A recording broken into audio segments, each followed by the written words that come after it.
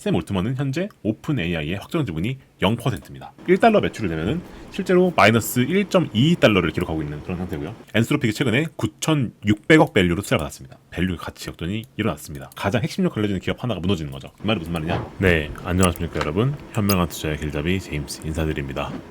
오늘은요 좀 다른 유튜브 채널에서는 잘 하지 않는 하지만 되게 중요한 얘기를 좀 드려볼까 합니다. 그것은 바로 오픈 AI의 상장에 대하여 입니다. 사실 이제 오픈 AI가 올해 말 정도의 상장을 목표로 한다라고 하는 그러한 기사를 아마 대부분의 분들이 어딘가에서 보셨을 겁니다. 그러면서 이번에 그 실제로 오픈 AI가 그 미국의 증권거래위원회에다가 상장 심사 서류 비슷한 걸 냈습니다. 그걸 기밀에 냈어요. 기밀리에 S1 서류를 제출을 했는데 거기에 나와 있는 내용들을 보게 되면 현재 목표 기업 가치는 약 1조 달러에 달한다. 그리고 그것을 3분기 말이라고 하면은 9월에서 11월 사이를 얘기하겠죠. 그때 상장하려고 한다 라고 하는 그러한 신청서를 냈습니다. 그게 과연 가능할 것이냐. 하지만 실제로 1조 달러 목표에 비해서 펀더멘탈에는 균열이 감지되고 있습니다. 실제로 현재 오픈 AI 같은 경우에는 이따 설명드리겠지만 현재 1달러당 1달러 매출을 내면은 실제로 마이너스 1.22달러를 기록하고 있는 그런 상태고요. 이 말은 무슨 말이냐? 1달러 매출 내면 될수록 마이너스 1.22달러 손실을 보고 있으니까 실질적으로 영업 손실이 꾸준하게 쌓이는 구조이다. 수익성이 완전 적자 구조이다라는 거죠. 그러다 보니까 밸류에이션의 괴리가 어마어마하게 벌어진 상태고 심지어 그러한 와중에 또 악재는 뭐냐면 엔스로픽이라는 오픈 AI 경쟁 기업이 있죠. 클로드를 만드는 기업입니다.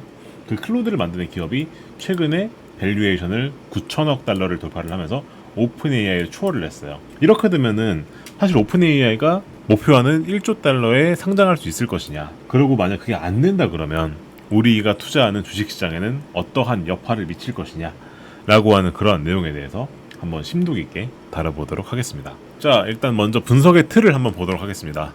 일단 아까 말씀드렸던 것처럼 기밀 S1 서류 제출이 되면서 실질적으로 이제 오픈 AI가 본격적으로 상장을 준비한다라고 하는 것이 이제 발견이 됐습니다. 그래서 실제로 5월 22일 날에 나왔고요. 거기에 적혀있는 서류의 내용을 보게 되었을 때는 샘 올트먼이 현재 1조 달러의 기업 가치를 인정받아서 3분기 말에 상장하는 것을 목표로 한다라고 나와 있습니다. 근데 이미 오픈 AI 같은 경우에 실제 지금 밸류가 지금 마지막으로 그 투자 라운드를 돌았던 기준으로 보게 되었을 때 역대 최대 규모의 프라이빗 라운드를 돌아서 약 1220억 달러의 자금을 조달을 하면서 기업 가치를 8,500불 정도를 이제 우리가 그 가치 인정받았단 말이죠. 근데 거기에서 이제 1조 달러까지 넘어서려고 하는 것이 목표이다. 근데 이 상장이 실질적으로 말이 안 된다. 즉 오픈 AI가 1조 밸류에 상장하는 것은 말이 안 된다라는 의견이 나오기 시작했고요. 그래서 월가를 위주로 해서 현재 지금 상장 연기론이 급부상하기 시작했습니다. 주요 주관사들이 2027년도로 상장하는 것을 권고한다. 그리고 1조 달러의 그러한 가치를 인정받는 것은 실질적으로 어려울 것 같다. 라고 하는 그러한 내용들이 현재 발견되고 있습니다. 그러면 이러한 것들이 과연 금융시장엔 어떠한 영향을 주느냐 분석해 보겠습니다. 일단 오픈 AI가 현재 어떤 상태인지를 좀 보도록 하죠. 일단 오픈 AI가 아시겠지만 챗 GPT라고 하는 상품을 통해서 사실상 우리가 현재 지금 이 AI라고 하는 이 거대한 테마를 탄생시킨 주역이기도 하죠. 그리고 이 챗 GPT라는 이 역사적인 제품이 어떻게 보면은 전례가 없을 정도로 빠른 매출 성장 속도를 보인 건 맞습니다. 실제로 이 챗 GPT의 매출을 보게 되었을 때 2023년도 기준으로는요, 이게 20억 달러였었는데 이게 2024년도에 있었을 때는 60억 달러로 늘어났고 2015년도에는 214억 달러로 늘어났고요. 그리고 2016년도 현재 기준 보게 되었을 때는 약 260억에서 420억 정도의 매출을 기록할 것이다. 그럼 보게 되면은 거의 3년이라는 시간 동안에 그죠? 20억 달러 매출 내는 것이 거의 260억에서 420억 달러까지 늘어난 거니까 매출이 거의 많게는 20배 넘게 증가를 한 겁니다. 그죠? 이거는 진짜 말 그대로 전례가 없는 성장 속도고 구글 메타보다도 4배 이상 빠른 성장을 기록하고 있다라고 보셔도 됩니다. 그리고 그러한 성장세에서는 압도적인 사용자 기반도 있습니다. 주간 활성 사용자 기준으로 보게 되었을 때요, 현재 GPT를 사용하는 유저는 9억 명을 돌파했다라고 얘기를 합니다. 그리고 B2B 엔터프라이즈 비중은 현재 40%를 돌파했다라고 얘기를 합니다. 말 그대로 진짜 이 GPT라는 챗 GPT라는 이 역사적인 제품이 성장하는 속도 자체는 진짜 어마어마한 속도는 맞습니다. 근데 이렇게 외형적으로 매출이 성장하는 거에 비해서 수익성 괴리가 있습니다. 아까 말씀드리긴 했지만 현재 오픈AI 같은 경우는요 1달러 매출을 벌 때마다 약 1.22달러의 손실을 보고 있습니다. 이게 토큰을, 그러니까 우리가 LLM을 쓴다 그러면 토큰이 만들어진다고 표현하죠. 그 토큰을 만드는 데는 GPU가 들어가죠. 그죠? 그 GPU를 우리가 사오거나 빌리는 데 들어가는 비용이 1.22달러인 거예요. 매출 1달러마다. 그러다 보니까 성장의 이면에는 말 그대로 파멸적이라고 불려도 무방할 정도의 현금 소진이 현재 계속해서 일어나고 있습니다. 자, 그런 와중에 사실 오픈AI가 상장할 수 있을 것이냐 없을 것이냐라고 하는 그러한 부분에 있어서도 사실 법적 리스크도 있었습니다. 지배구조 변도 있었고요. 실제로 오픈AI 같은 경우에는 아실 분들은 아시겠지만 원래는 비영리 법인이었습니다. 근데 이게 이제 영리 법인으로 전환이 됐어요. 이게 2015년도에 그렇게 된 거고요. 근데 원래 이 오픈AI가 비영리 기업이었었고 그 공동 창업자 중 한 명이 일론 머스크였거든요. 근데 이 일론 머스크가 사실상 오픈AI가 비영리로 남아있었어야 되는데 영리로 바뀐 것은 계약 위반이다 라고 해서 소송을 낸 적이 있습니다. 그것 때문에 만약에 이 소송이 인용이 된다라고 한다면 실질적으로 오픈AI는 이제 영리법이 될 수가 없게 되는 거고, 즉 상장도 불가능했던 거죠. 그것 때문에 한동안 노이즈가 있었는데 이 소송이 기각이 됐어요. 5월 18일 날에 캘리포니아 배심원단이 공소시효 만료라고 하는 걸 기각을 시켜버렸습니다.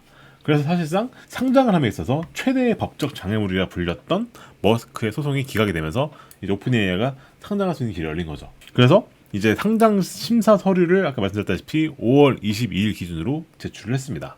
그러나 여전히 오픈AI에 대해서 남아있는 투명성 의문은 있어요. 일단 현재 마이크로소프트가 이 오픈AI의 초기 투자자를 참여를 하면서 약 27% 정도나 되는 막대한 지분을 쥐고 있는데, 이 27%의 지분과 수익 배분 구조가 어떻게 되느냐 라고 하는 부분이 아직까지 불명하고요. 그리고 되게 재밌는 부분은 샘 올트먼이 사실상 오픈AI의 CEO죠. 근데 샘 올트먼은 현재 오픈AI의 확정 지분이 0%입니다. 그러면 대체 샘 올트먼은 왜 이렇게 열심히 오픈AI를 상장시키려고 하느냐 라고 하는 의구심이 들죠. 왜냐면 자기가 들고 있는 지분은 0%인데 왜 이렇게 열심히 하려고 할까?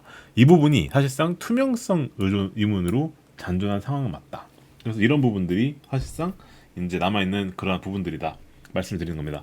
어쨌거나 저쨌거나 현재 오픈AI가 상장을 하려고 하는 건 맞고, 근데 그런 상황에서 상장의 배경에는 이런 막대한 매출 성장, 그렇지만 그 이면에는 수익성 괴리가 있었다 라는 부분까지 제가 설명을 드렸습니다. 자, 그래서 보게 되면은 실제로 우리가 그 오픈AI가 재무 펀더멘탈을 보게 되었을 때 공개된 자료에 따르면 2013년도 같은 경우에는 이제 매출 20억 달러를 냈고요.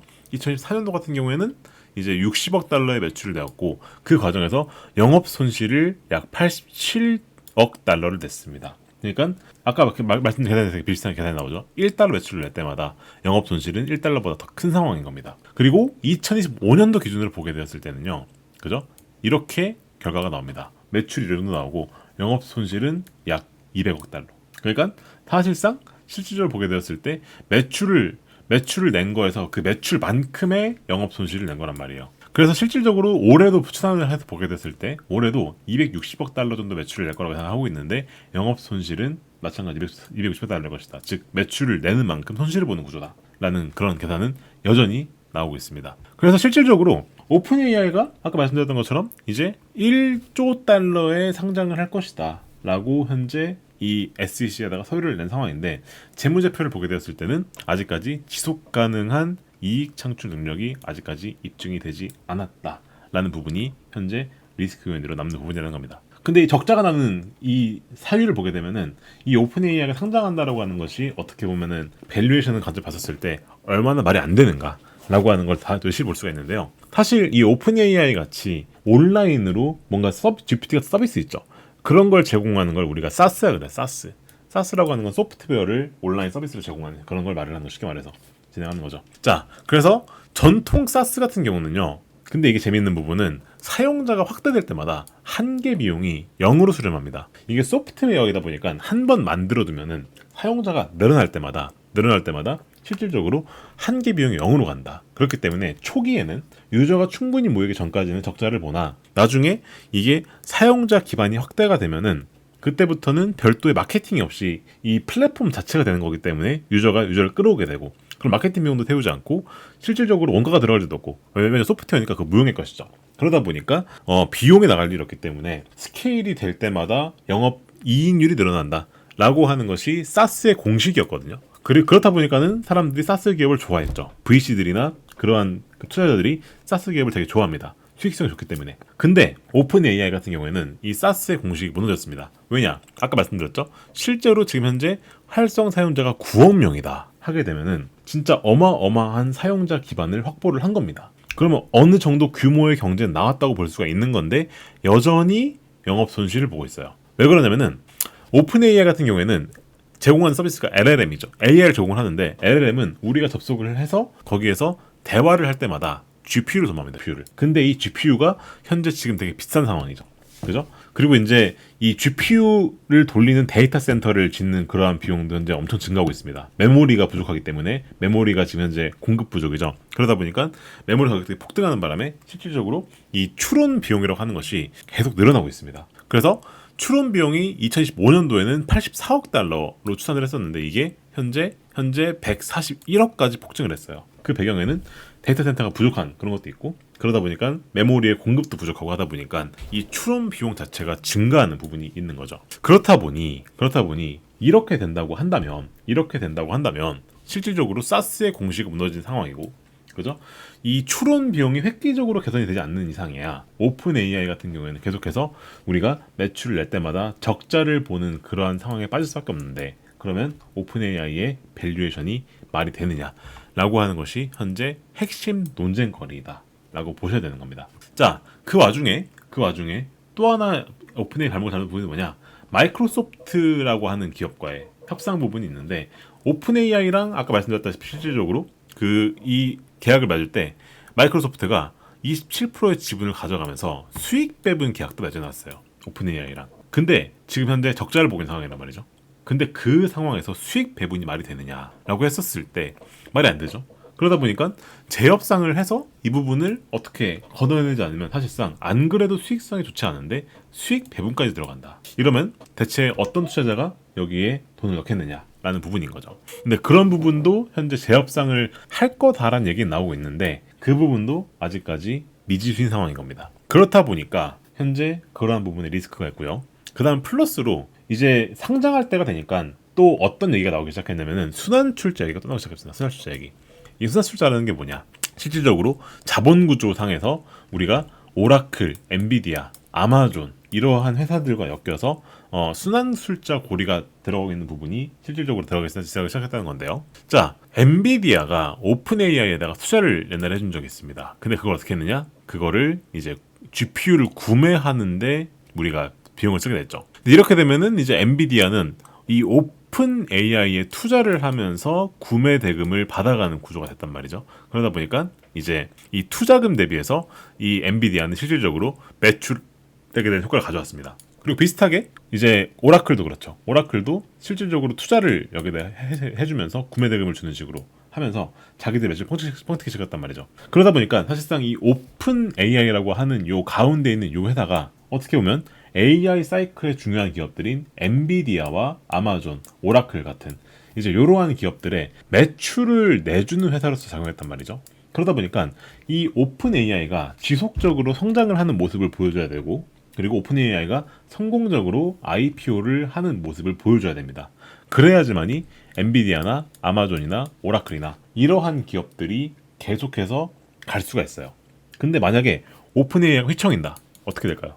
그러면 실질적으로 엔비디아나 아마존이나 오라클 같이 이제 이러한 기업들이 매출을 내는 데 있어서 가장 핵심 역할을 해주는 기업 하나가 무너지는 거죠. 그죠? 그렇다 보니까 이 오픈 AI가 상장을 얼마나 성공적으로 하느냐라고 하는 것이 어떻게 보면 시장에서는 정말 중요한 연결고리 중 하나가 되었다라는 말씀을 드리는 거예요. 근데 아까 말씀드렸다시피 실질적으로 보게 되면은 재무 상태는 그렇게 영 좋지 못한 상황이고 그리고 여러 가지 계약 상황을 봤었을 때도 이 상장에 있어서 여러 가지 장애물들이 있다. 그렇게 된다고 했었을 때는 기존의 엔비디아나 아마존이나 오라클 같이 그리고 이제 여기에 몇 가지 더 있을 수 있겠죠. 오픈 AI가 발을 뻗은 것이 되게 많습니다. 특히나 AI 시대에서는 테마에서는 오픈 AI가 여기저기에다가 지금 발을 뻗치고 있는 상황이란 말이죠. 근데 이 오픈 AI의 IPO에 뭔가 노이즈가 생긴다라고 한다면 이 전체적인 연결고리가 실질적으로 흔들릴 수가 있다라고 하는 부분이 현재 시장이 우려하는 부분이라는 겁니다. 자, 특히나 문제가 되는 부분은 오라클입니다. 오라클과 현재 오픈 AI는 5년 장기 계약을 맺어놨습니다. 그 과정에서 오라클이 이 오픈 AI가 쓸 수 있는 데이터 센터를 짓기 위해서 막대한 부채를 냈어요. 그래서 오라클이 현재 지금 거의 1,000억 달러가 넘는 부채를 지면서까지 데이터 센터를 짓고 있습니다. 그러다 보니까 이미 오라클의 신용 등급은 많이 강등이 됐어요. 무디스 같은 경우는 정크 직전 단계까지 현재 그 비중 수준 상황이죠.